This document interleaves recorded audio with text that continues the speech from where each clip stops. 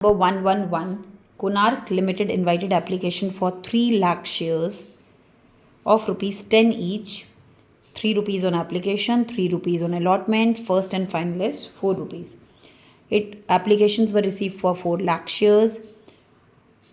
In first category 2,40,000 को company ने 2 lakh shares दिए, 1,20,000 को 80,000 शेयर्स दिए, रिमेनिंग वर अलॉटेड 20,000. अब रिमेनिंग कितने बचे आप देखो, 240, 120, रिमेनिंग बचे 40.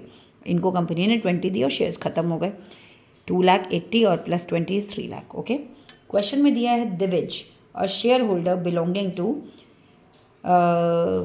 money overpaid on application was adjusted sum due on allotment. Divij a shareholder belonging to group 2, group 2 से दिविज है, उसके पास अप्लाइड दिया हुआ है, ही फेल टू पे allotment and call money. Allotted निकालना है, सेकंड कैटेगरी का है, सेकंड से ही वर्किंग नोट करेंगे. 80,000 upon 1,20,000 into 6,000 which makes 4,000 shares. Divij ने क्या नहीं दिया है, अलॉटमेंट भी नहीं दिया, कॉल भी नहीं दिया. देखते हैं कितना नहीं दिया. दिविज ने डिमांड की थी 6,000 शेयर्स इंटू 3, भेज दिए थे 18,000, भेजने थे 4,000 इंटू 3 12,000, 6,000 रुपये एक्स्ट्रा भेजे जो कि हम उसके अलॉटमेंट में एडजस्ट करेंगे. अलॉटमेंट मांगने का टाइम आया तो 4,000 इंटू 3 12,000 उससे मांगी गई, 6,000 पहले से आई है, अनपेड अलॉटमेंट हो गई है 6,000 रुपीज़. ऐसे ही उसने जब कॉल का टाइम आया 4,000 इंटू 4, उसने कॉल भी नहीं दिया. दोनों को मैंने सर्कल कर लिया.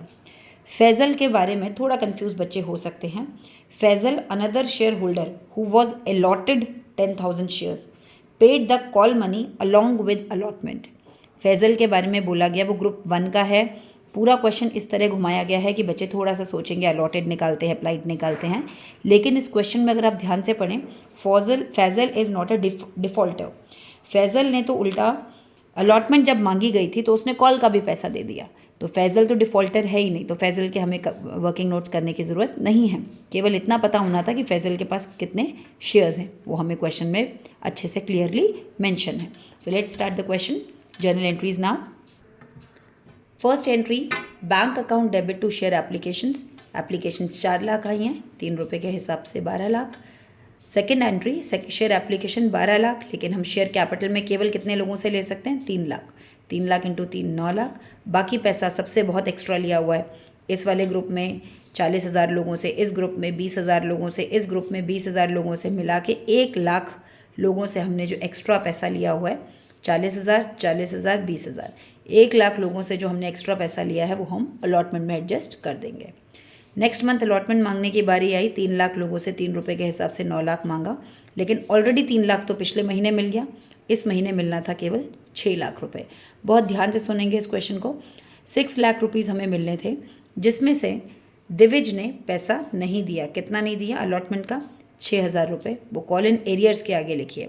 और फैज़ल ने, जिसके पास 10,000 शेयर्स थे, उसने कॉल का भी पैसा दे दिया. 10,000 शेयर्स थे, कॉल है 4 रुपये की, उसने अभी दे दिया कॉल का पैसा. तो ये तो लाइबिलिटी हो गई, एडवांस मिल गया 40,000. 6 लाख में से 6,000 तो नहीं मिले, 594 हो गए, और 40,000 और एक्स्ट्रा मिल गए, तो बैंक में कितने पैसे आए, 6,34,000. आई होप क्लियर है. ठीक है, अब हम मांगते हैं first and final call. 3 lakh लोगों से 4 रुपये के हिसाब से 12 लाख मांगा. जब रिसीव करने की बारी आई हमारी, तो हमने ध्यान से देखना है, 12 लाख रुपए मिलना था, जिसमें से पहले ही फैज़ल ने 40,000 दिया था, वहाँ क्रेडिट हुआ था. अब इस लाइबिलिटी को कैंसिल करेंगे, डेबिट करेंगे. दिविज ने पैसा दिया नहीं है, कितना, 16,000 दिविज ने हमें नहीं दिया है, वो कॉल इन एरियर्स होगा, डेबिट. 12 लाख में से 40 पहले मिल गया, 16 मिला नहीं, तो 11,44,000, 11,44,000 बैंक के आगे आ जाएगा.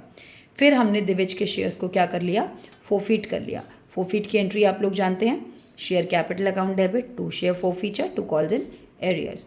दिविज के पास 4,000 शेयर्स हैं, एक शेयर 10 रुपीज़ का कॉल्ड अप है, 40,000. दिविज ने ना अलॉटमेंट दी ना कॉल दिया, 6,000 और 16,000 मिला के 22,000 नहीं दिया, तो कितना दे दिया, 18,000. हमने सारे शेयर्स नहीं, आधे शेयर्स को बेच दिया. आधे शेयर्स जब हमने बेचे, 10 रुपीज़ पर बेचे, 10 रुपीज़ पेड अप थी. No profit no loss. Forfeit कितने किए थे जल्दी से बताओ, 4,000. बेचे कितने, 2,000.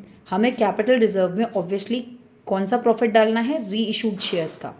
हमें 4,000 का नहीं, 4,000 पे तो हमें 18,000 का हुआ था, हमें 2,000 का प्रॉफिट डालना है। तो जब 4,000 पे 18,000 का प्रॉफिट है तो 2,000 पे पहले प्रॉफिट निकालिए, कितना होगा 9,000 का।